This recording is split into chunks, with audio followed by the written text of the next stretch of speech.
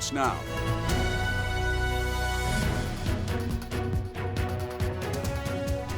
Good afternoon. Thank you for joining us. I'm Haley Samples. And I'm Tanner Stewart. Gray skies over the Gulf Coast and a tropical system that we're watching now in the Gulf. Alan, what can you tell us?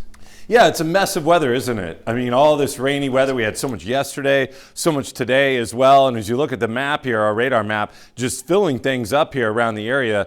So we continue to see rain here today. It's more or less a washout of a day for many areas, and our rain chance is high here through tomorrow. It does improve a bit as we head toward the fourth holiday, though, and I'll have a little bit more on that. But as we take a closer view of our radar imagery, here it is really just coming down around areas of Pensacola, out around Gulf Breeze as well, out along the beach. The rain is falling in those areas. You look up in the northern part of the county here, up around Century, Jay, Bruton, Alabama, all these areas just seeing rainy weather. Not a whole lot of lightning. There are some lightning strikes in the northern part of Walton County. You'll see here and up into Alabama as well. Some of that seems to be spreading a little bit toward Laurel Hill or a little bit toward the west, but around Choctawhatchee Bay, we're seeing some rain there. And Okaloosa County at this time is largely dry. Same thing in parts of Baldwin County. So we're seeing a few differences. But as we look at some of these rainfall numbers, this 24 hours of precipitation estimates here from Doppler radar, you know, they show pretty good range here. It just depends on which areas were under some of those heavier thunderstorms. But yeah, the rain has been pretty relentless here over the last couple of days. And as we do look ahead, you'll see that we've got, again, another high rain chance tomorrow that runs at about 90%. And if we end up with more cloud cover in the skies than rain, then of course we're going to end up seeing temperatures not being quite as warm as they could be. If we end up with some sunshine, then we'll definitely pop into the upper 80s and so on, so we can look for that kind of change. And then also, you know what, you all touched on this in the tropics too. We do have an area here that has a formation chance that's low, but you see that yellow zone on our map right here. This area right here, what we'll have is a front kind of fall in place there and just put on the brakes, and that'll happen later this week. So into the weekend with that front, you know, unsettled weather, low pressure is likely to develop along it. And will it become tropical in nature? Maybe. Right now it's a low chance, but that chance may go up, and we'll let you know what will happen with that. Needing help this morning. Paramedics responding to a medical emergency at the Homestay Lodge on North Davis Highway around 4 o'clock when one of the patient's pit bulls attacked, biting a paramedic. The patient's neighbor tried to intervene but wasn't able to stop the attack.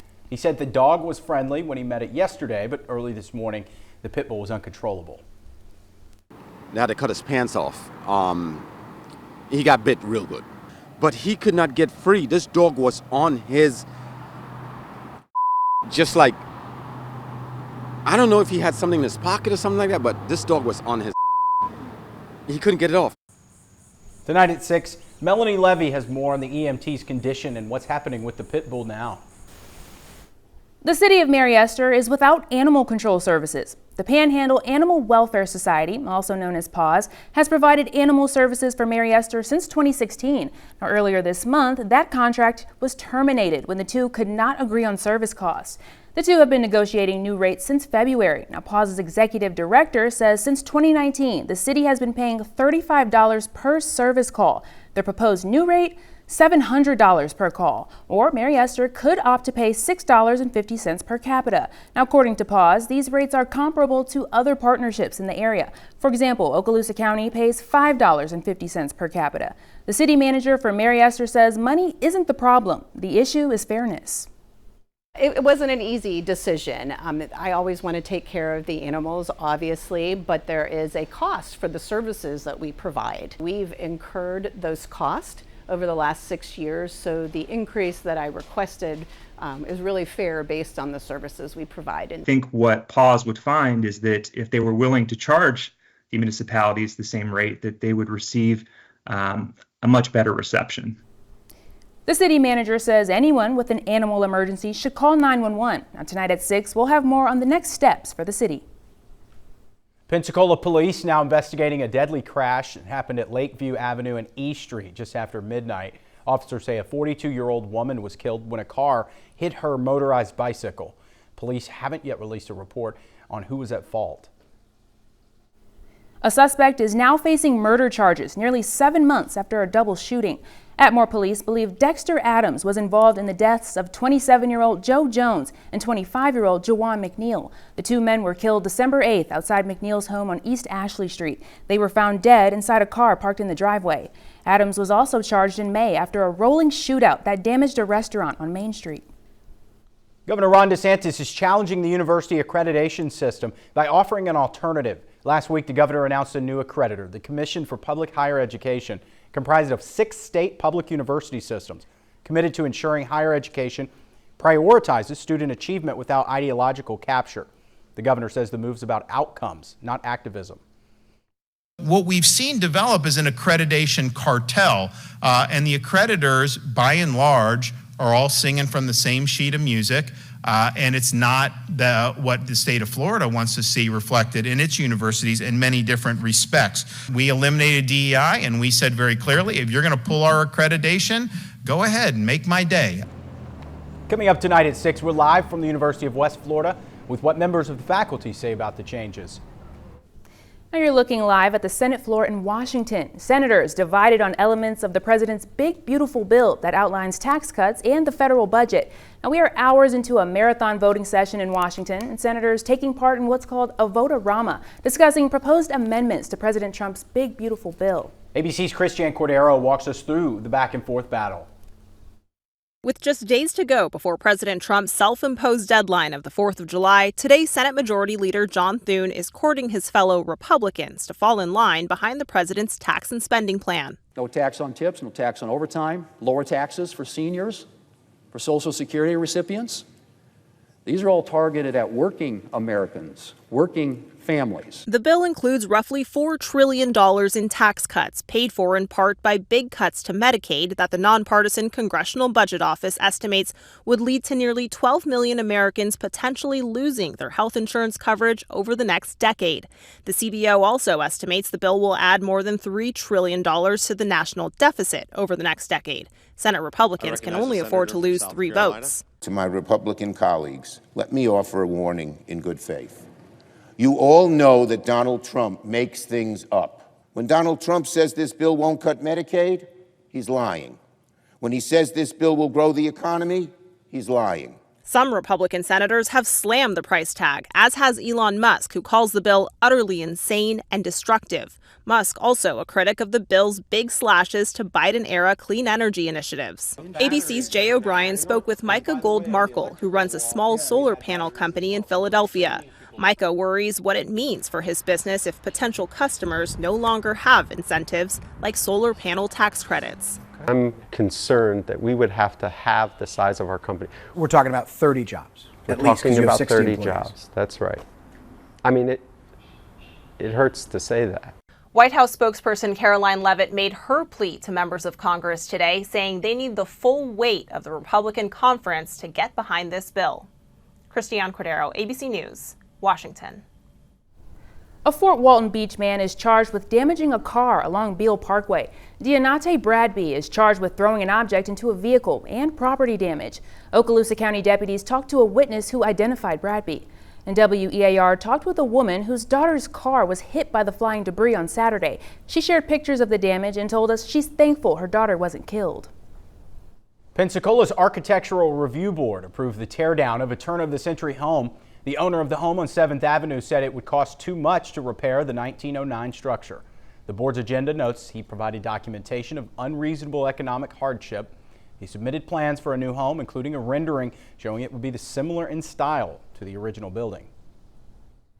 A $7 million improvement project is about to begin along Interstate 110 in Pensacola. Crews plan to resurface the highway between Interstate 10 and Cervantes Street. They'll also install new guardrails, lighting, signs, and improve stormwater drainage. And most of the work will be done at night. The project will be completed early next year. Gulf Breeze Library closing for nearly 2 months for renovations. All programs will be canceled. The book drop will be closed beginning August 4th. They expect to reopen September 22nd. Improvements include a fresh paint job and new carpeting. And 1 week from today, work will begin to create a new beach access in Destin. City and Okaloosa County leaders will break ground on the new Tarpon Beach Gulffront Park. The site is located at the corner of Highway 98 and Tarpon Street. Now, this park will offer 340 feet of public beach access with pavilions, restrooms, and free parking for both cars and golf carts. Now, buildings on the site were torn down in February 2023 to make room for the park. Cost of development is just under $17 million. Still to come, the United States Army ready to change a grooming policy. What the new rule could mean for soldiers with a skin condition. I'm Christine Frizzau in Washington, where President Donald Trump is getting ready to head to Florida for the opening of a new migrant detention center. Why this one is especially unique. Download the WEAR News app now, sponsored by Forrest Jordan and Associates. First Warning Weather, sponsored by Pensacola State College.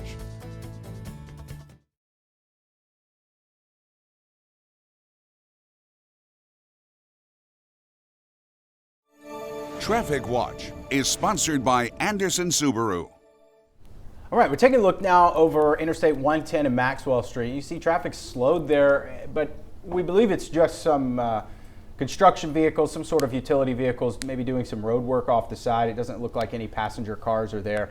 Nonetheless, traffic's still going. It's not stopped completely, but just use caution there if you're on I-110. No major wrecks right now. The U.S. Army preparing to eliminate permanent shaving waivers. Military.com reports most of those waivers are for soldiers diagnosed with a chronic skin condition that leads to painful irritation after shaving.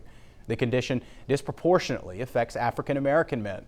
Documents reviewed by Military.com suggest anyone who needs shaving exemptions for more than 12 months over a 2-year period could be kicked out of the Army. She's in the top 2% of enlisted Air Force personnel. Now she's a veteran making a difference in Santa Rosa County. Catherine Mahoney grew up in Puerto Rico. Her dad was in the Army and she wanted to serve her country too. In retirement, she's putting her dual language skills to use, teaching Spanish to middle school students. Yes, so before I left the military, I always wanted to be a Spanish teacher. And before I retired, I contacted the education department here in Florida and I said, hey, I wanted to see what programs you have for veterans. Coming up at 5, more of Catherine's story, including the conflict with her veteran father over her joining the military. Independence Day is Friday. Here's a quick rundown of all the public fireworks shows. Downtown Pensacola, food trucks will set up near Veterans Memorial Park starting at 2 in the afternoon. Fireworks start at 9 over Pensacola Bay. Bring a radio, you can tune into the music there. Pensacola Beach fireworks will be set off over Santa Rosa Sound, 9 p.m. Best viewing spots are Quietwater Beach or the Portofino Boardwalk. At Navarre Beach, fireworks will be set off from the end of the pier starting at 9 p.m. 9 p.m. is the magic time for fireworks this year. The pier will close to public access at 6. City of Milton putting on Riverfest on Willing Street. Festivities start at 3 in the afternoon and the fireworks are going at 9. Niceville setting off fireworks 8:45 over Lions Park. Crestview celebration is from 2 to 9, ending with fireworks over Twin Hills Park. The City of Destin will start their show over East Pass at 9 p.m. First Warning WeatherNet is sponsored by Peden Air Conditioning, Plumbing and Electrical. Here is Chief Meteorologist Alan Strom. And just a quick word on the 4th of July and those 9 p.m. fireworks shows or anything happening. A rain chance is lower later this week, so we've got some changes on the way as we head through the next few days. Now, we're seeing a lot of rain around the area, but it depends on where you are. I mean, check this out from Island House Hotel out of Orange Beach, Alabama. This shows cloudy skies, but the beach is full. I mean, it's packed out. There are people down there in the sand not dealing with any rain, while other beaches are getting washed out, like Pensacola Beach. You'll see that we've got radar rather active this afternoon. A lot showing up around the area, and the rain is moving from the north to the south, so it's headed out toward the beach, toward those areas from the inland parts. But that's a look at part of Santa Rosa and Escambia counties where the rain is still coming down. Northern parts of the counties still seeing rainy weather up into Alabama. Same sort of story there. Some of this is spreading over toward Crestview here from Walton County. We're seeing some around Choctawhatchee Bay, but a lot of Okaloosa County not seeing as much right now, but it's certainly cloudy there. Also, as we take a look at the big bigger picture, you can see that we've just got it just firing up here across the northern Gulf Coast and out over the water as well. I mean, that's just a really active weather pattern here as we take a look. I mean, just a lot of rain, and in some cases we've had several inches of rain, in some cases not quite as much. All right, so as we view our futurecast, this actually tells us that overnight the weather will likely be calm. So it doesn't show as much of a chance for that overnight or early morning rain, but hey, first thing tomorrow morning, there could be something. It does indicate a lot of cloud cover, a couple of spots here and there on the map at around 7. And then as we take it through the day, the rain chance is very high tomorrow. So you see around midday color on our map indicating a chance for rain. And that continues as we head right on through the afternoon hours and into tomorrow night as well. You just see it lighting up our map here as we look across. Let's jump into Wednesday. Rain chance not quite as high on Wednesday, but of course, something may appear around the area. All right, we mentioned what may develop here out over the Gulf waters or over the Atlantic waters. And what's going to happen is a front's going to come through the area, which actually brings us a lower rain chance on the 4th of July holiday on Friday. But it will put on the brakes and just stall out in this area. So we're likely to see some form of low pressure develop along that. And that's often the case with fronts that move out over the warm waters. We see the low develop, but will it become tropical in nature, like a tropical storm or something worse, or a tropical depression?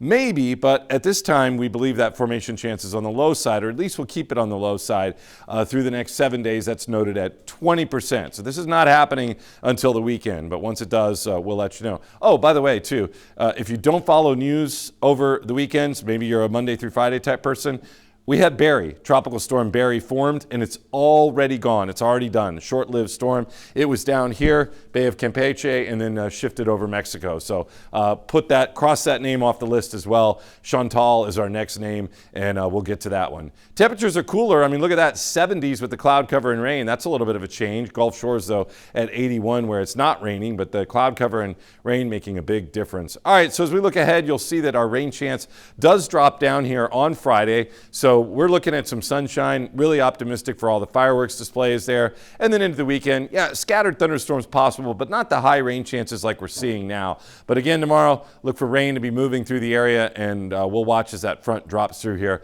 late this week. Allows for a lower rain chance Friday, but may cause trouble out over the water. Download the WEAR First Warning Weather app now. Sponsored by Hill Kelly Dodge Chrysler Jeep Ram. Tomorrow, President Trump will head to Florida to attend the opening of a new migrant detention facility. It's being called Alligator Alcatraz. Now the name, based on its location in the Everglades and the surroundings. National correspondent Christine Frizzell has a closer look at the facility. An abandoned airfield in the middle of Florida's Everglades, now teeming with trailers, trucks, and tents. Just the latest detention center for migrants set to hold at least 5,000 detainees. The facility is in the heart of the Everglades and will be informally known as Alligator Alcatraz.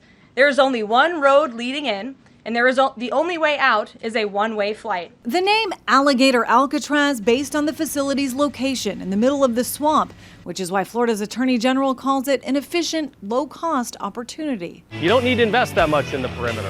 If people get out, there's not much waiting for them other than alligators and pythons. Nowhere to go, nowhere to hide. The Department of Homeland Security posting this picture on X. The prison set to open this week following the use of other facilities like Guantanamo Bay and the notorious prison in El Salvador, where hundreds were sent in March, all meant to send a message to those living in the country illegally. Over the weekend, several came out to protest the facility. They're using sacred land for such a sinister and vile, end goal. Environmental groups filing this lawsuit to block the facility from opening this week as scheduled, arguing it could threaten the wetlands, critical wildlife habitat, and protected species, and that the site is important for drinking water supply and Everglades water quality. It is an area that we have invested as a nation billions of dollars for protecting our natural environment, our water supply. We've asked for a very thorough review of what would be the impacts on our environment.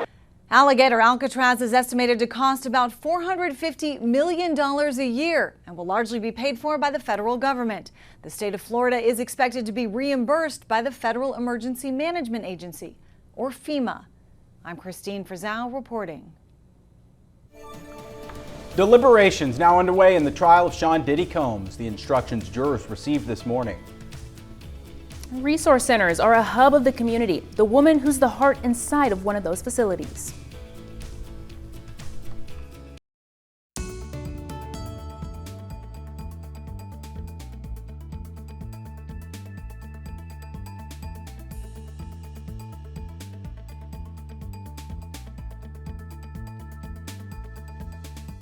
Welcome back, everyone. The fate of Sean Diddy Combs is now in the hands of a New York jury. They've spent the past few hours deliberating the government's sex trafficking and racketeering case against the hip-hop mogul. ABC's Rena Roy has the latest from Lower Manhattan. As the courtroom cleared and deliberations officially began in the Sean Diddy Combs federal criminal trial, Combs joined hands with his family and they bowed their heads in prayer. The jury of 8 men and 4 women will now decide his fate after hearing from 34 witnesses over the course of 6 weeks. About 70 minutes into deliberations, the jury sending a note saying one of the jurors is having trouble following the judge's instructions on the law. With them behind closed doors, they have portions of the trial transcript, a laptop with the evidence, a list of exhibits, a copy of the judge's instructions, and a copy of the verdict sheet. The judge giving them instructions to base their decision only on the evidence or lack of evidence in this trial, saying it's up to them which witnesses to believe. He told them they can fully disregard a witness's testimony if they believe he or she intentionally gave false information on the stand. Combs is facing 5 federal counts of racketeering conspiracy, sex trafficking, and transportation to engage in prostitution. Prosecutors argue Combs used his business as a criminal enterprise to lure and traffic women, arguing he relied on power, violence, and fear, plus his employees, to commit crimes. Combs has pleaded not guilty and has maintained all sexual encounters were consensual. The defense admitted he could be violent, jealous, and a drug user, but argued the case is badly exaggerated, saying prosecutors charged threesomes as racketeering, and women like Cassie Ventura may regret those so-called freak-offs now, but consented at the time because that was, quote, their lifestyle. Now, the jury is not being sequestered, and it's largely up to them how long they deliberate each day before reaching a verdict. Rena Roy, ABC News, New York. 2 players familiar to Blue Wahoos fans will be playing in the All-Star Futures game. Pitcher Thomas White joined the Wahoos earlier this month, and former Wahoos catcher Joe Mack, promoted to AAA Jacksonville in April, also made the cut. Both players also represent the Miami Marlins. The game is July 12th in Atlanta. Chime in, sponsored by Florida Power and Light. It's the last day of June, everyone. So let's celebrate those June birthdays one last time. Here's a thought for you. This is the end of the first half of the year. So you got a whole second half to turn things around. To share your pictures and videos or keep things going however your year's going, text WEAR-TV to 95577. Happy June birthdays to everyone. Look for Chime In on our website. The policies of New York's Democratic mayoral candidate are under the microscope. I'm Matt Gelka in Washington, and all of the story coming up.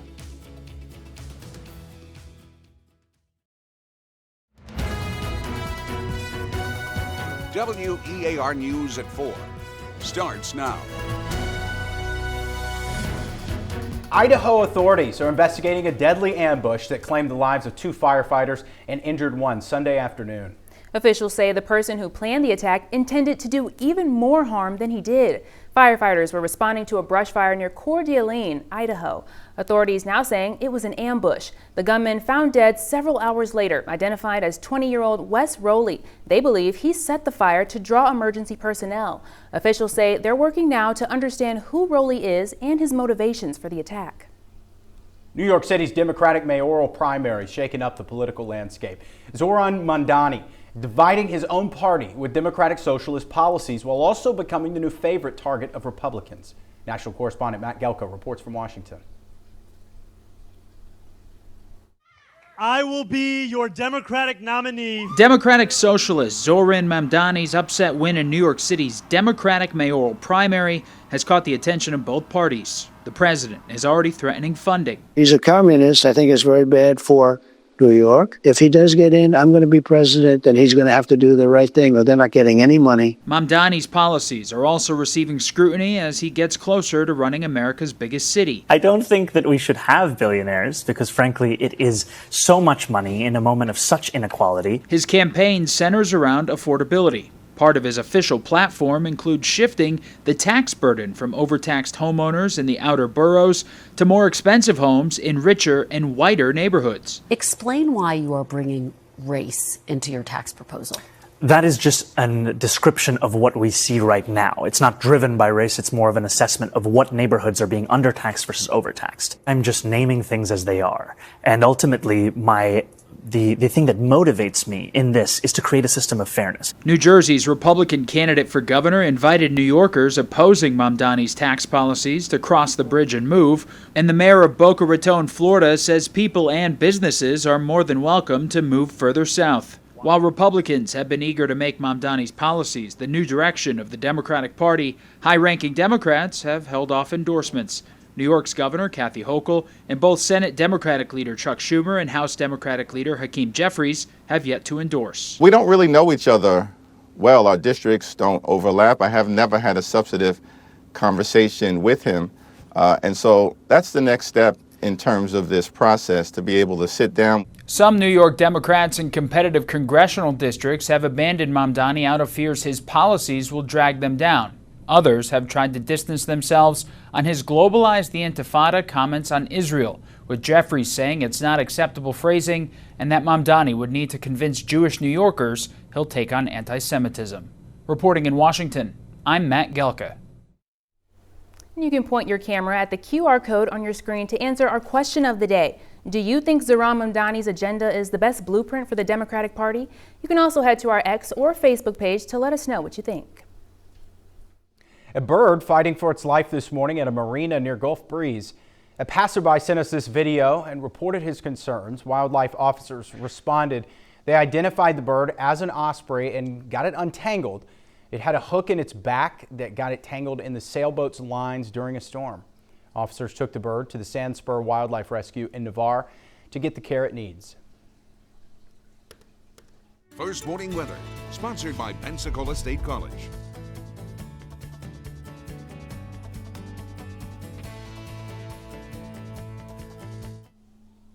Well, as we take a look out at the water here, it's a cloudy day. This is Okaloosa Island, and it looks a little murky down there. A lot of people enjoying some time on the pier there as the rain has been threatening many areas and certainly falling in many spots. Looks like it's dry around that part of Okaloosa Island, but it's been coming down around Santa Rosa Island, maybe getting a little bit of a break now as we look at things near Dog Beach there. And really just gray skies is what we've got and a lot of rain in the area. Our Safe Shores report does show that a moderate risk of rip currents exists, although you saw the water there is not terribly rough. Lifeguards are still holding on to that water temp at 87. Sometimes the rain does cool it down though, so it may have dropped a degree or so if we were to check it here at this very moment. We've seen some rain out there and that can cool it down a little bit, but we're expecting basically a moderate risk of rip currents to continue right on into tomorrow. Maybe a lower risk a little bit later on in the week, which would be nice heading into a long holiday weekend. Our Sea Tone Marine forecast does show that Gulf seas are going to run at about 2 feet here for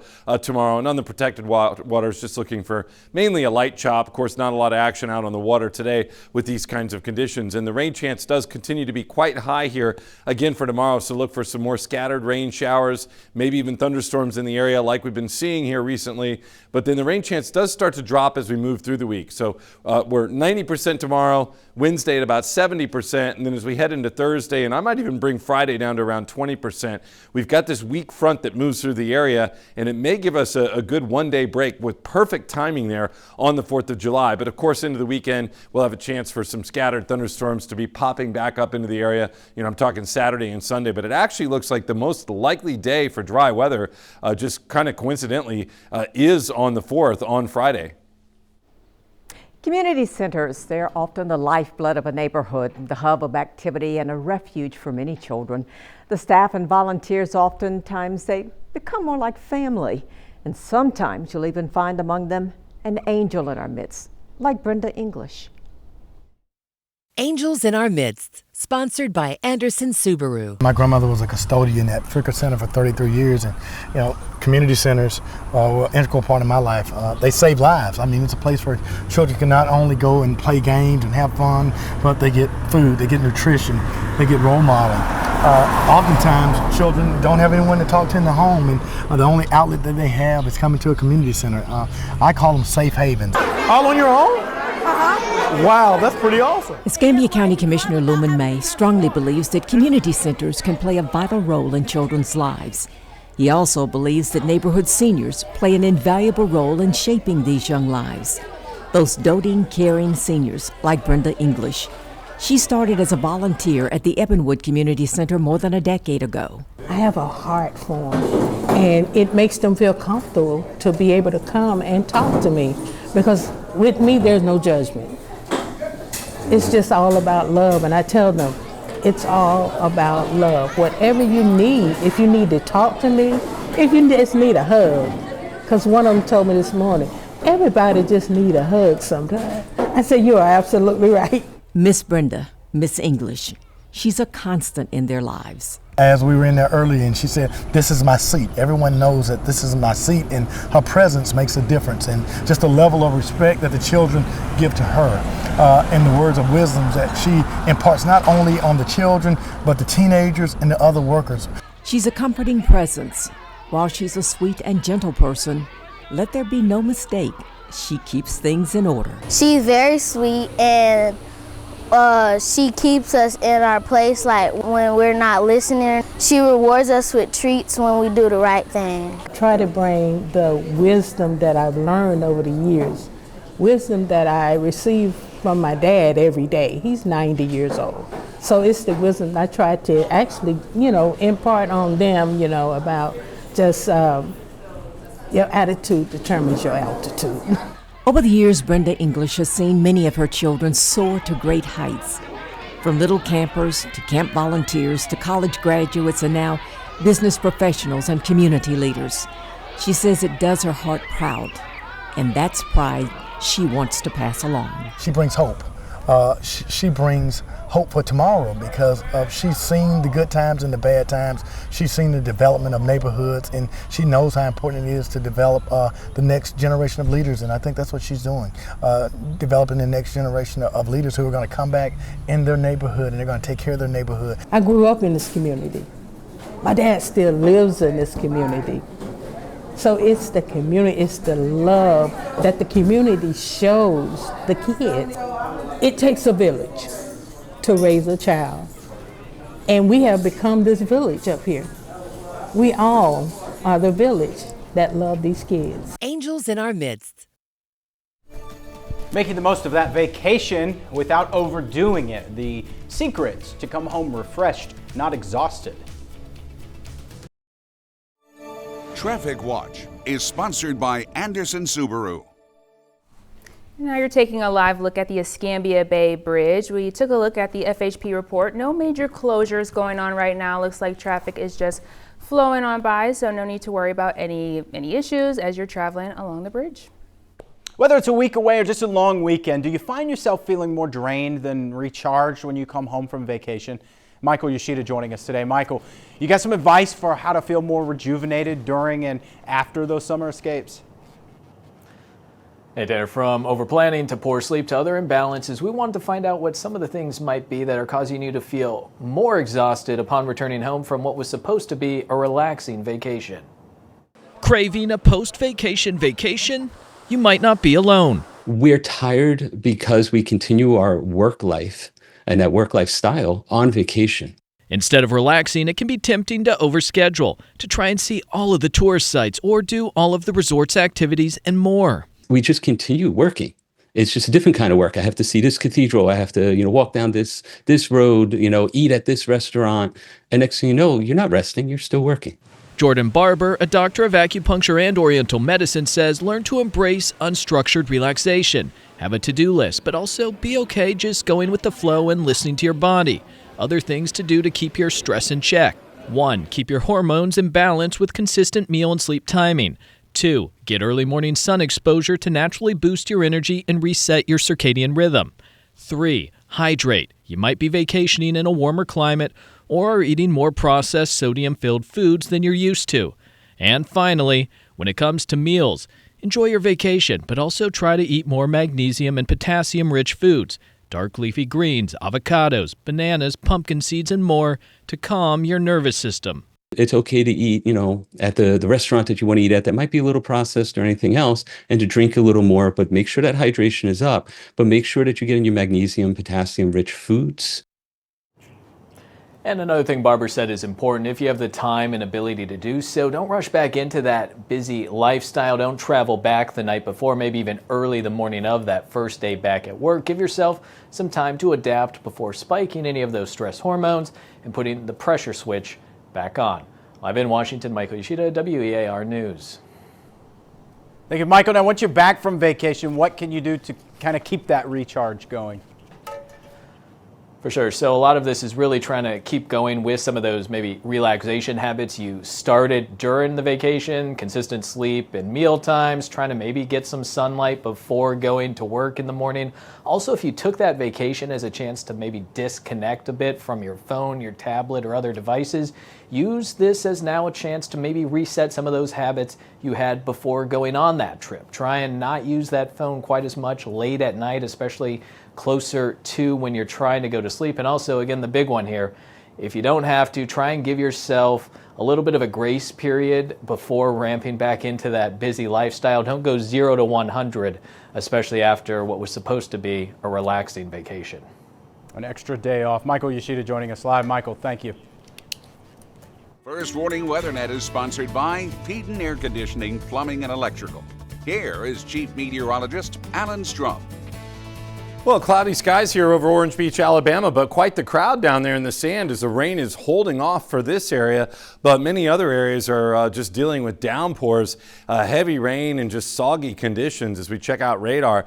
Things seem to be somewhat winding down at this point. I mean, it's still raining out there across much of Escambia and Santa Rosa counties, but we're seeing it sort of fading out here late today, and it should be fairly quiet as we head through the late night and overnight hours. But you can see it here around areas near Navarre, Gulf Breeze, out at the beach, right on up through areas of Pensacola toward Cantonment, Molino, Century, those areas, Walnut Hill up around Atmore and Bruton. Still coming down pretty good around Bruton and some of those areas, even near Jay, we've got a pretty good bit of rain. Okaloosa County, not as much. I mean, a few spots, and then it's been soaking areas of Walton County, as you'll see, in around Choctawhatchee Bay, down toward the 30A area. We're seeing that. And some lightning strikes up into Covington County, Alabama is what we're looking at. So the overall picture is a cloudy one, it's a rainy one, and it's just unsettled here across the northern Gulf Coast. So we have, again, another high rain chance here as we head into Tuesday. You'll see that reflected on our futurecast.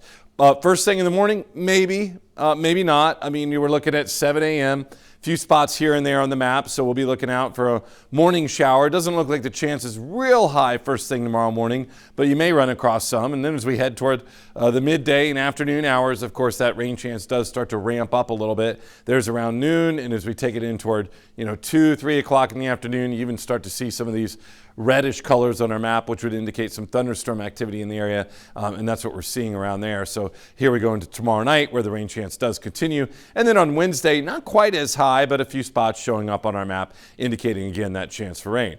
All right, the National Hurricane Center is going ahead and issuing some words on what may develop in this yellow zone here. So the formation chance through 7 days is only 20%. That's on the low side, but we're going to see something, a weather maker drop down over these areas here, the Florida Peninsula, the Atlantic, or the Gulf, and it may further develop. So we might see these percentages go up as we head through the week. Go up or go off is what we would end up seeing, but usually it goes up because we're looking at some very warm water down there. And so as low pressure gets down over these warm waters, it's that time of the year when something can further form. So that's something we're going to be on the lookout for. Here's what's happening. A front, kind of a rare front for this time of the year. It's not really going to change temperatures much, but it'll be dropping in on the area and then putting on the brakes right about in this area. Now, we could see that low form right there over the very warm water, and that's where we could have some tropical troubles. But also, with the timing of this is why we may end up with a more dry day or a lower rain chance in our local area here on Friday, the 4th of July. So it's kind of good timing for that, but we need to monitor it to see if over these warm waters that low pressure does intensify. Never want to see low here out over these warm Gulf waters this time of the year, because you can end up with tropical storms storm or something like that forming. Temperatures today have been cooler because of the rain-cooled air and the cloud cover. 70s, that's it right now. Just temperatures in the 70s. Here's a view from Okaloosa Island where it is cloudy there, but it looks like the rain's holding off. Maybe drying up somewhat around Santa Rosa Island as we view it from Portofino Island Resort. We showed you the Safe Shores report. Again, we're looking at basically a moderate risk of rip currents. It's moderate to low right now, not too bad. And our Sea Tow Marine forecast has seas averaging at about 2 feet here for tomorrow. That breeze will be pretty light overall, but we are seeing an unsettled pattern here moving through as we head through the rest of this week and into the weekend, as you saw. So, all right, here we go. High rain chance tomorrow. We'll mark it at 90%. A lot of cloud cover in the skies. We'll drop it a little. Still high, though, Wednesday at 70%.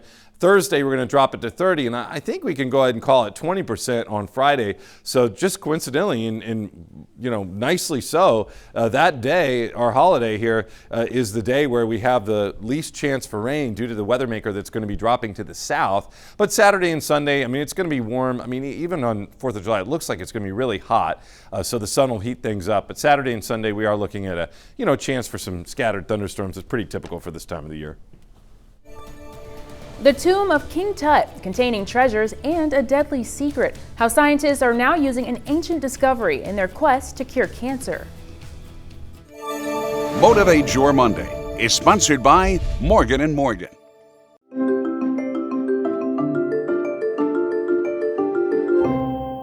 Well, just like that, it's Monday again. The weekends always seem to fly by, and hopefully it's because you're enjoying your time. But we do tend to wear ourselves out. Today, we're talking about creating healthy bedtime rituals for ourselves to make Mondays and every day a little less exhausting. Now, everyone's routine's a little different, but here are a few tips to help. First is to stay consistent. As much as you can, waking up and going to bed at the same time to create a rhythm. Next, be mindful of what you eat and drink in the evening. It can make a bigger impact than you realize. Finally, start a winding down evening ritual, whether it's reading a book, meditation, or a nice bath. Whatever it is, being well rested is key. Morgan & Morgan wants to help you start your week off right so you can stay motivated on your path to wellness. For more ways to motivate your Monday, go to weartv.com.